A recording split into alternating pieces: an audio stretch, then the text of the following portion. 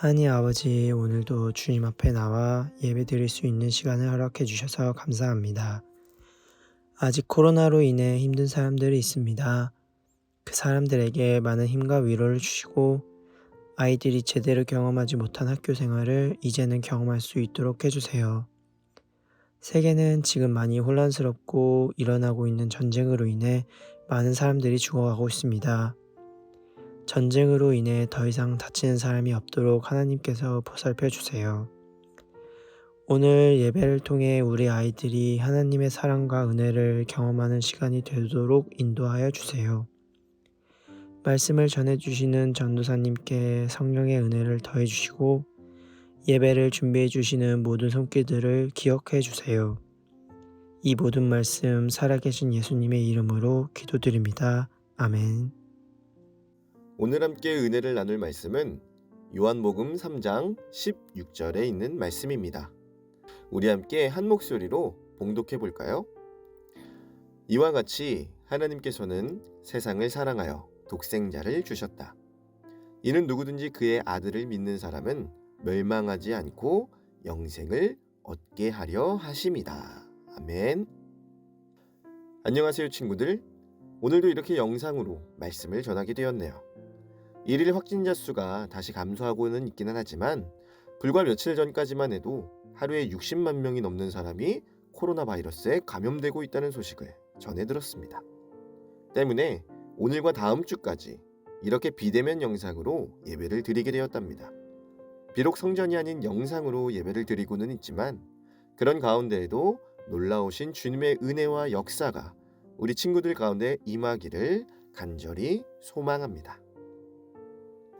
하나님이 세상을 이처럼 사랑하사 독생자를 주셨으니. 어디서 많이 들어본 노래지 않나요? 어린 시절 교회에서 많이 부르던 요한복음 3장 16절이라는 찬양이죠. 오늘 우리가 함께 살펴볼 본문 말씀이 어디라고 했죠? 네, 맞아요. 요한복음 3장 16절입니다. 어린 시절 노래로 부르던 가사의 의미를 살펴본다는 마음으로 설교 말씀을 들었으면 좋겠어요. 그런 말씀 속으로 들어가 볼까요? 자, 여러분, 우리는 지금 무슨 기간을 보내고 있을까요? 한 가지 힌트를 주자면 부활절이 오기 전 예수님을 평소보다 더 묵상하는 40일간의 기간이 있다고 했죠. 네, 맞습니다. 바로 사순절이에요. 사순절은 예수님을 평소보다 더 묵상하는 기간이라고 했는데 예수님의 어떤 부분을 우리가 더 깊이 묵상하며 생각해야 하는 걸까요? 오늘은 이 질문에 대한 답을 본문 말씀을 통해 함께 살펴볼 거예요. 먼저 우리는 왜 예수님이 이 땅에 오셨는지를 알아볼 겁니다. 사실 그 이유는 우리가 어린 시절 흥얼거리던 노래에 이미 나와 있죠. 하나님이 세상을 이처럼 사랑하사 독생자를 주셨으니. 예수님이 이 땅에 왜 오셨다고요? 하나님이 세상을 사랑하셔서요. 그렇지만 우리는 이제 중고등부잖아요. 그렇다는 건 이제 우리는 조금 더 수준 높은 대답을 할 줄 알아야 한다는 겁니다. 우리 함께 오늘 말씀을 다시 한번 읽어볼까요? 이와 같이 하나님께서는 세상을 사랑하여 독생자를 주셨다. 이는 누구든지 그의 아들을 믿는 사람은 멸망하지 않고 영생을 얻게 하려 하심이다. 아멘. 앞부분의 내용은 이미 우리가 잘 알고 있는 내용이죠. 우리는 뒷부분을 유심히 살펴봐야 합니다. 이는 누구든지 그의 아들을 믿는 사람은 멸망하지 않고 영생을 얻게 하려 하심이다. 누군가 우리 친구들에게 이렇게 물을지 모르겠어요. 예수님은 하나님의 아들이라며? 그런데 왜 신의 아들이라고 하는 분이 이 땅에 내려온 거야? 그렇다면 이젠 이렇게 대답하세요. 그건 하나님이 너와 나를 포함한 이 세상을 사랑하셔서 예수님을 보내주신 거야. 그리고 그건 우리로 하여금 영생을 주기 위함이지. 사실 이 영생이라는 말은 굉장히 다양한 의미를 지닌 말입니다. 그 의미를 모두 다 설명하고 살펴보려면 몇 시간을 가지고도 모자라지만 걱정하지 마세요. 오늘은 그중 한 가지만 함께 살펴볼 테니까요. 우리는 이 시간 오늘 말씀을 기쁨이라는 측면에서 살펴보도록 하겠습니다. 사람은 언제 기쁨을 느낄까요? 인터넷에 기쁨이라는 단어를 검색해 봤습니다. 그런데 이렇게 나오더라고요. 욕구가 충족되었을 때에 흐뭇하고 흡족한 마음을 느낌. 사람에게는 다양한 욕구가 있습니다. 무엇인가를 먹고 싶어 하는 식욕, 잠이 오면 자고 싶어 하는 수면욕 등과 같이 말이에요. 그 중에는 사랑받고 싶은 욕구도 있다는 거 아세요? 우리는 누군가로부터 사랑을 받을 때 기쁨을 느낍니다. 아, 이 친구가 나를 참 좋아하는구나. 아, 이 사람이 나를 참 사랑하는구나. 라고 생각되어질 때 우리는 기쁨을 느끼죠. 여러분은 어떤가요? 여러분은 누군가로부터 사랑을 받고 있나요? 친구들이 어떻게 대답할지 모르겠지만 전도사님은 분명하게 이야기할 수 있어요. 여러분은 지금 이 순간도 사랑받고 있다는 것을요. 전도사님 근데요, 저는 지금 하나도 기쁘지 않은데요? 라고 물을지 모르겠습니다. 그렇잖아요. 사람에게는 사랑받고 싶은 욕구가 있다고 했고 그 욕구가 채워질 때 기쁨을 느낀다고 했으면서 지금 이 순간도 우리가 사랑받고 있으면 제가 지금 기뻐야 하는 거 아닌가요? 듣고 보니 맞는 말이네요. 그런데요, 사랑을 받고 있는 것과 내가 지금 사랑받고 있다는 걸 아는 것은 다른 이야기랍니다. 우리가 기쁘기 위해서는 내가 사랑받고 있다는 사실을 눈치채야 해요. 그 사실을 눈치채지 못하니까 기쁠 수가 없는 거죠. 부모님은 여러분을 사랑하실까요? 사랑하지 않으실까요? 글쎄요, 집집마다 상황이 다를지 모르겠어요. 우리 아빠는 혹은 우리 엄마는 절 사랑하지 않는 것 같아요. 맨날 잔소리만 하고 혼내기만 하거든요. 라고 말하는 친구가 있을지도 모르겠네요. 그렇지만 여러분이 지금 잠잘 곳이 없어서 걱정하고 있는 것이 아니라면, 당장 입을 옷이 없어서 발가벗고 있는 것이 아니라면, 또한 먹을 것이 없어서 굶주리고 있는 것이 아니라면 여러분은 부모님의 사랑을 받고 있는 겁니다. 무엇 하나 여러분이 노력해서 얻은 것이 없기 때문이죠. 여러분을 향한 부모님의 사랑이 없었다면 여러분은 지금 이 순간도 잠잘 곳이, 또한 입을 옷이, 먹을 것이 없어야 합니다. 여기서 질문. 여러분은 아빠나 엄마를 생각하면 어떤 마음이 드나요? 기쁨을 느끼고 있나요? 부모님을 생각할 때 그 마음에 기쁨이 있다면 부모님의 사랑을 눈치챈 것이고요. 그 마음에 기쁨이 없다면 아직 그 사랑을 눈치채지 못한 겁니다. 그 사랑을 그저 당연하게 여기고 있는 거죠. 누구나 사랑을 받고 있지만 누구나 기쁘지 않은 이유가 바로 여기에 있습니다. 예수님이 이 땅에 오신 이유는 우리에게 영생을 주기 위함이라고 했죠. 그리고 우린 이 영생을 기쁨이라는 측면에서 살펴보기로 했어요. 자, 정리하면 예수님이 이 땅에 오신 이유는 우리에게 기쁨을 주기 위해서라고 할 수 있습니다. 어떤 기쁨일까요? 그 기쁨은 바로 우리가 사랑받고 있다는 기쁨이에요. 그런데 우리는 과연 그 기쁨을 잘 누리며 살아가고 있나요? 예수님은 자신의 말과 행동을 통해 우리를 향한 자신의 사랑을 끊임없이 전하고 계십니다. 예수님의 존재만으로도 우리를 향한 하나님의 사랑을 발견할 수 있어요. 지금까지 우리를 사랑하셨고 지금도 우리를 사랑하시며 앞으로도 우리를 사랑하실 것이라는 사실을 말이에요. 교회는 이 사실을 복음이라고 부르기로 했습니다.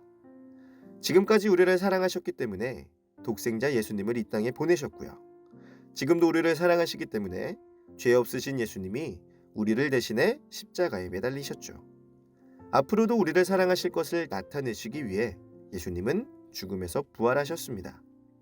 예수님의 가르침, 예수님의 삶은 하나님께서 우리를 사랑하고 계시다는 증거라고 할 수 있어요. 그렇게 큰 사랑을 받고 있는 우리들이지만 왜 사람들은 하나님을 생각할 때 기뻐하지 않는 걸까요? 왜냐하면 그 사랑을 눈치채지 못했기 때문입니다. 그러나 모두가 눈치채지 못한 건 아니에요. 그 사랑을 눈치챈 사람들은 기쁨으로 하나님을 예배합니다. 그 사랑을 눈치챈 사람들은 기쁨으로 서로를 사랑하죠. 그 사랑을 눈치챈 사람들을 가리켜 우리는 그리스도인, 기독교인이라고 부르고 있습니다. 우리는 지금 사순절이라는 기간을 보내고 있다고 했어요. 사순절은 예수님을 더욱 깊이 묵상하는 기간입니다. 한편으로 이 사순절은 우리를 향한 하나님의 사랑을 눈치채기 위한 시간이라고도 할 수 있어요. 예수님을 다른 때보다 더 생각하고 예수님의 가르침을 평소보다 더 마음에 되새기는 이 시간은 우리를 향한 하나님의 사랑을 깨닫게 하는 시간이거든요. 아빠, 엄마가 여러분을 사랑하는지 사랑하지 않는지를 알아보기 위해 주의를 한번 기울여 보세요. 왜 밤이 늦도록 일을 하실까? 왜 나에게 밥을 해주시는 거지? 또는 왜 나를 혼내실까? 왜 자꾸 공부하라고 잔소리를 하시는 거지? 여러분, 그 물음의 끝에는 여러분을 향한 부모님의 사랑이 있습니다. 하나님이 여러분을 사랑하는지 사랑하지 않는지를 깨닫기 위해 예수님을 묵상해 보세요. 왜 예수님은 이 땅에 오셨지? 왜 예수님은 죄가 없으신데 십자가에서 돌아가셨을까? 왜 예수님은 사람들에게 말씀을 전하셨지? 여러분, 그 물음의 끝에는 우리 모두를 향한 하나님의 사랑이 있다는 것을 발견하게 될 것입니다. 말씀을 마치면서 소망하는 것은 우리 친구들 그리고 우리 선생님들의 마음속에 기쁨이 넘치길 바란다는 거예요. 아, 나는 하나님의 사랑을 받는 존재이구나. 지금 이 순간도 나는 사랑받고 있고 앞으로도 사랑받겠구나 하는 마음으로 언제나 그 삶의 기쁨이 넘치길 간절히 소망합니다. 특별히 사순절을 지내면서 예수님을 더욱 깊이 묵상하는 우리 다드림 중고등부 친구들과 선생님들이 되시기를 간절히 기도합니다. 우리 이 시간 잠깐 두 눈을 감고 그리고 두 손을 모으고 있는 자리에서 이렇게 한번 기도해 볼까요? 주님, 나를 향한 하나님의 사랑을 깨닫게 해주시고 그로 인해 기쁨이 넘치는 삶을 살게 해주세요. 잠깐 기도하겠습니다.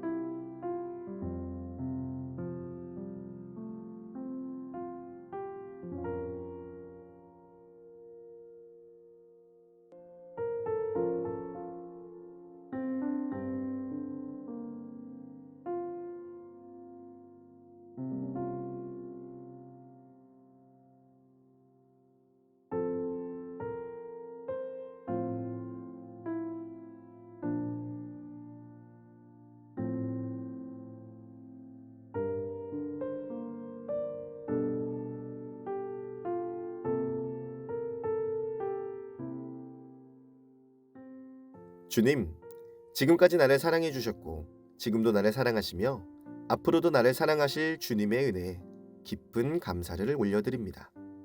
다만 그 사랑을 눈치채지 못해서 하루하루 기쁨으로 살아가지 못하는 우리를 용서해 주세요. 누군가의 사랑을 받는다는 것이 당연한 것이 아니라 감사해야 하는 것임을 알길 원합니다.